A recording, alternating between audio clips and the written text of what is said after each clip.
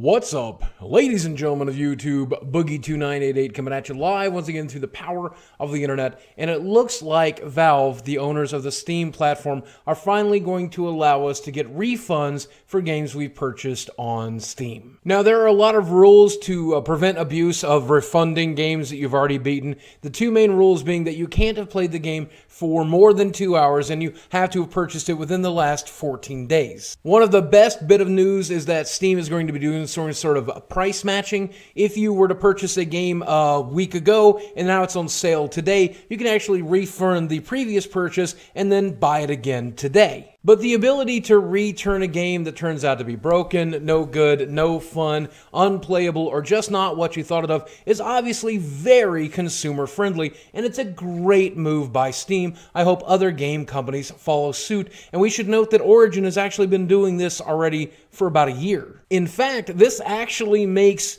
pre-orders on PC a viable option because you can pre-order the game, get all the bonus stuff, and if the game turns out to be crap, you can refund it the day it comes out after you see the YouTubers play it and read the reviews. Awesome. In fact, I think no matter how you look at this thing, it is good for the consumer. And the best part about it is, even if you're a console gamer, now that Steam and Origin do this already, it's going to put pressure on both Sony and Microsoft to do this in the future as well. And this is how it should be. However, while consumers are celebrating, developers of video games are scared shitless. And of course they're scared, because gone are the days of pushing out a product to meet a deadline even though you didn't finish the game. No longer can you create a cookie cutter game that costs nothing to produce, instead spending all that money on marketing to dupe the consumer. Never again. But there are some legitimate concerns that we should talk about here, so let's get into that. A long time ago, when I was a wee boy,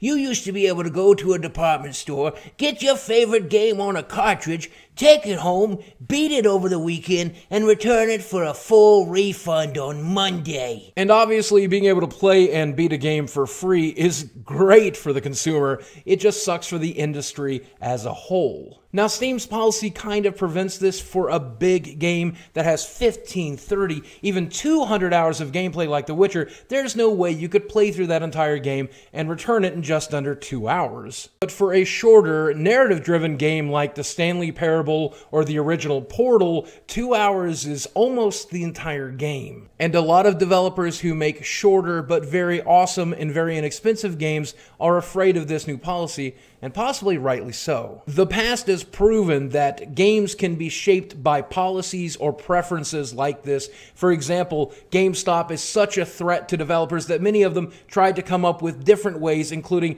tucking in meaningless multiplayer to games that didn't need it, just in order to keep your games from reaching the GameStop shelves. This new Steam policy could make developers of awesome games choose to alter their games so that nobody will play it and refund it. They might add more gameplay, add replayability, add all kinds of awesome stuff to make you want to keep the game, try to make it better. Wait, what's the problem again? I don't think this policy prevents Portal from existing. I think it makes Portal longer and better with more stuff to do. And what kind of asshole would return Portal? That game is amazing. I want the developers of that game to have my money. I wish that I could give them more of it. Where's Portal 3? And I mean, the kind of person that would abuse the refund policy anyway, wouldn't they just pirate the game to begin with? Why loan Steam your money? Look, you know I like to look at both sides of an argument, but I'm having a lot of trouble here because the consumer has it all on their side, and I don't see anything to worry about over here. Sorry.